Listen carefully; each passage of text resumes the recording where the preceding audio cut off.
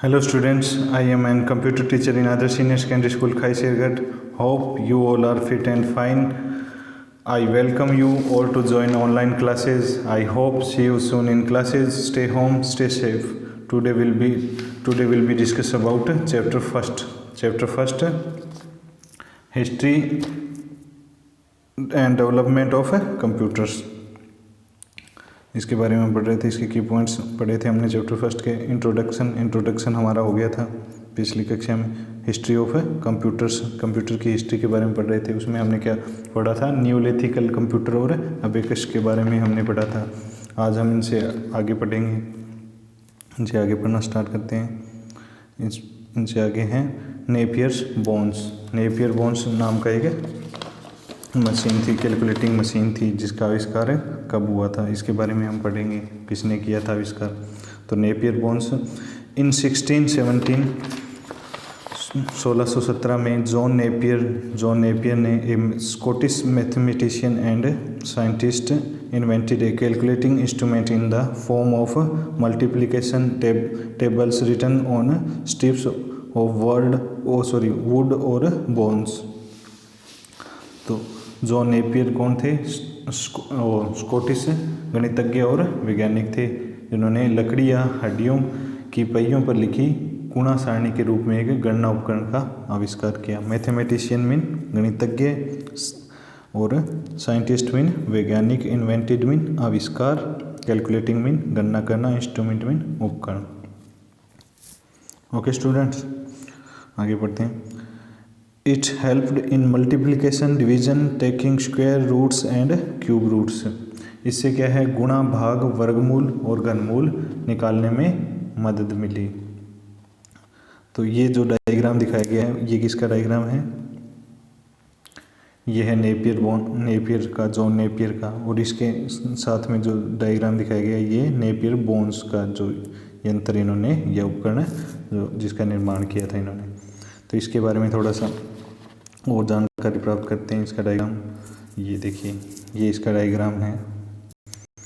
ये 1 2 3 4 5 ये सारणी में आगे 6 7 8 9 तक। इसी प्रकार से ये जो टेबल है, इसके अंदर 1 2 3 4 5 9 तक, ये इस टेबल का निर्माण किया था इन्होंने। अब इसके अंदर नेपियर बोन्स के अंदर इसमें क्या होता है कि इसमें 1 × 1 इसका मल्टीप्लिकेशन होता है, और इसमें ये जो बॉक्स है, ये बॉक्स है, इसमें ये लाइन बीच में विकर्ण लाइन जो खींची हुई है, इसमें इनका मल्टीप्लिकेशन लिखा जाता है। जैसे 1 × 1 का मल्टीप्लिकेशन क्या हो गया, 1। इसको क्या लिख सकते हैं, 0 1 भी लिख सकते हैं, क्योंकि 0 डिजिट इधर आगे की साइड में आता है, तो उसमें उससे उस संख्या में या उसमें कोई फ़र्क नहीं पड़ता है। इसी प्रकार से 1 का 2 से, 1 का 2 से, 1 का 3 से, 1 का 4 से, 1 का 5 से मल्टीप्लिकेशन किया हुआ है इसमें। ये देखो, ये हो गया 0 1, पहले बॉक्स में आ गया ये 0 और ये आ गया 1। इसी प्रकार 1 का 2 से, तो 2 × 1 2 0 2, 3 से 0 3। इसी प्रकार 2 का 1 से, 2 का 2 से, तो 0 4 हो गया। 2 × 2 4, 2 × 3 6, 2 × 4 8, 0 8 लिख दिया, 0 यहाँ पे आया।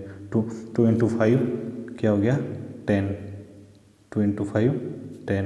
तो 10 को कैसे लिखेंगे, 1 जो है वो क्या आएगा इसके अंदर, क्योंकि सबसे पहला डिजिट है ऊपर वाले इसमें, तो 1 और 0 हो गया इसमें। इसी तरह 0 3 हो गया, 6 हो गया। इसी तरह ये टेबल है चलती जाएगी अपनी। इसको क्या बोला, नेपियर बोन्स इंस्ट्रूमेंट। ये हो गया नेपियर बोन्स इंस्ट्रूमेंट के बारे में। इसके बाद आगे पास्कल लाइन में पढ़ते हैं। पास्कल लाइन भी एक यंत्र था, जिससे क्या सब्सट्रैक्ट और ऐड कर सकते थे जिसके अंदर। तो ये pascal line Blaise Pascal, A French mathematician invented the pascal line in 1642। Blaise Pascal एक फ्रांसीसी गणितज्ञ थे, जिन्होंने 1642 में पास्कल लाइन का आविष्कार किया।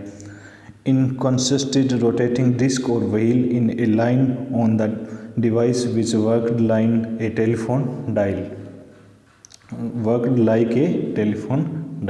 इसमें एक डिवाइस पर एक पंक्ति में घूर्णन डिस्क या पहिया शामिल था जो क्या करता था, एक टेलीफोन डायल की तरह काम करता था.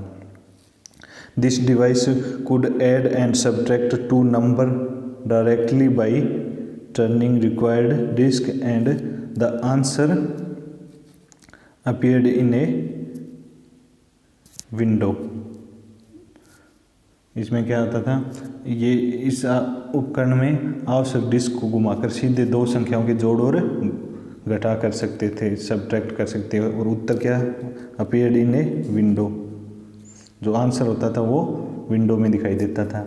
ये पास्कल का डायग्राम है और इसके पास में जो ये डायग्राम है जो पास्कल लाइन का डायग्राम है. इसमें ये देखो ये विंडो, इसमें जो सब्ट्रैक्ट और ऐड का जो आंसर होता था वो दिखाई देता था, इनसे सब्ट्रैक्ट और ऐड करते थे. तो इसका डायग्राम भी हम देख लेते हैं.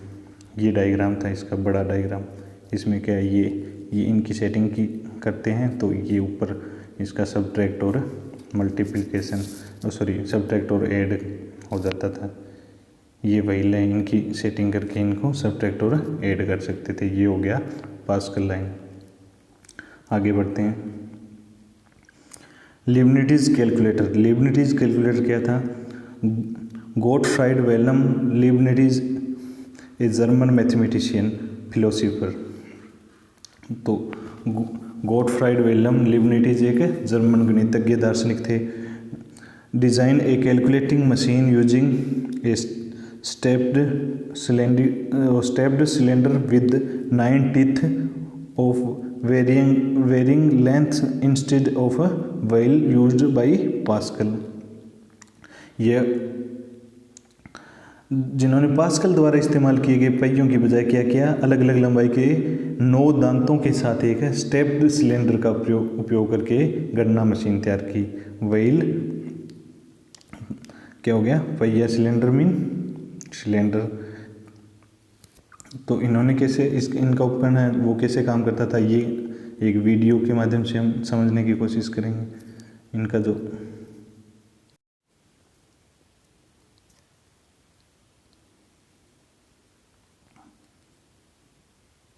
ये देखो इसके अंदर क्या है, 7×5 का मल्टीप्लिकेशन कर रहे हैं.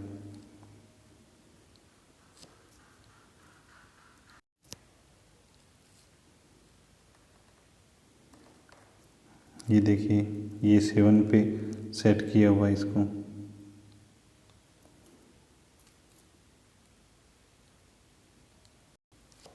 ये 7 पे सेट किया,